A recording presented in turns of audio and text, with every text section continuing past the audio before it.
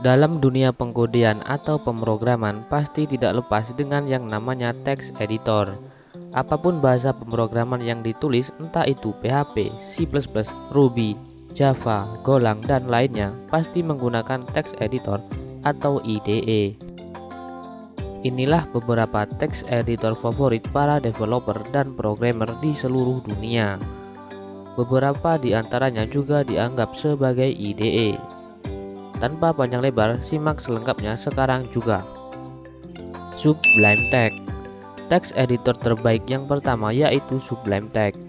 Keunggulan yang paling menonjol dari Sublime Text yaitu penggunaan sumber daya yang rendah. Selain itu, text editor ini juga memberikan cara pintas dan tools pencarian untuk dapat segera menemukan fungsi tertentu dan membuat perubahan beberapa baris sekaligus. Sublime Text merupakan text editor yang kaya fitur dan memberikan pengalaman pengguna yang istimewa. Atom merupakan text editor yang open source. GitHub adalah perusahaan yang mengembangkannya dan saat ini telah diakuisisi oleh Microsoft pada tahun 2018 lalu. Atom merupakan text editor cross-platform yang didasarkan pada kerangka elektron. Setiap proyek yang kita buat dengan Atom dapat dibagikan dan diedit secara real-time sehingga dapat membantu tim yang jauh sekalipun.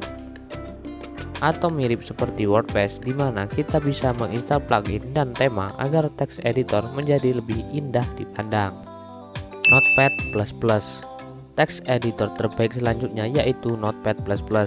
Pemula yang baru ingin belajar coding biasanya menggunakan Notepad. Text editor bisa kita nikmati secara gratis, namun sayangnya hanya bisa berjalan di Microsoft Windows.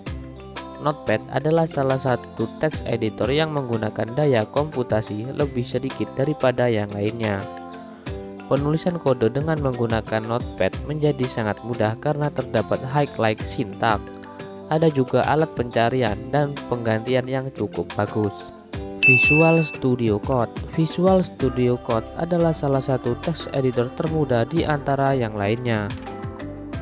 Diluncurkan pada tahun 2015, Visual Studio telah mampu membangun komunitas yang stabil dan memastikan bahwa penggunanya mendapatkan fitur-fitur yang dibutuhkan.